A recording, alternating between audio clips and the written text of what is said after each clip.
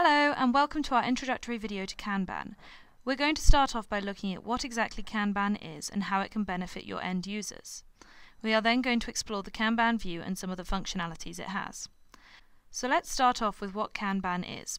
Kanban view displays a visual summary for a selection of records. It takes the records displayed on a list view and displays each record as an individual card. Kanban can benefit your end users by allowing for all of your records to be seen at once, meaning that you can more effectively monitor your work and keep deals moving forward. We're now going to have a look at navigating the Kanban view. Kanban is available on almost all objects, but we are going to focus on opportunities for this video. So if we click onto the Opportunities tab, we will be brought up with the recently viewed Opportunities list view. For the sake of this exercise, we may want to be able to see some more data, so we are going to select the All Opportunities list view. Now it's time to change to Kanban. So if we click on the grid icon, you will notice that we are given the choice between the table view or Kanban. If we click on Kanban, you will notice the view changes. The records now appear as cards and are grouped depending on the stage field, which appears in the path at the top. The overall summaries of the opportunities in each stage are also shown. The records that are available in your view are dependent on the list view that you have chosen. As you can see, we have our All Opportunities list view shown at the top of the page.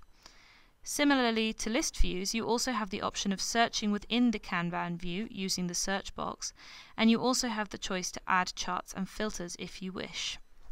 If you have record types, then your records are displayed depending on their record type. As you can see, we have 3 within our org right now, and our opportunities have been split accordingly. All of the Kanban settings are defined under the cog icon. If you click on the cog, you will notice that the last setting is Kanban Settings. If we click into these settings, we can define which field to summarize by and which field to group by. The summary can be any numeric or currency field, and the grouping can be any pick list field, so you can customize the Kanban to display exactly what you need. As you can see, our current summary is the amount field, and we are grouping by the stage field. Finally, we need to talk about the records themselves. As I said, each record is displayed as a card. Up to 4 fields can be displayed on these cards, and they are defined as the first 4 columns that appear in the corresponding list view. As you can see, the 4 that are displaying are the opportunity name, amount, account name, and the close date, which, if we switch back to the table view, are the first 4 columns. If you have been working on an opportunity and it has now progressed to a new stage, one of the cool features of Kanban is that you can simply drag and drop that card to the relevant stage it has progressed to.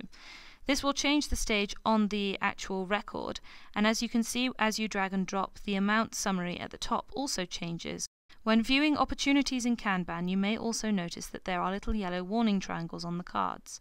These appear when there hasn't been any activity on that opportunity in the past 30 days, or if there are any overdue tasks. If you hover over the triangle, a suggestion will also be given to you as to how you can help this opportunity progress.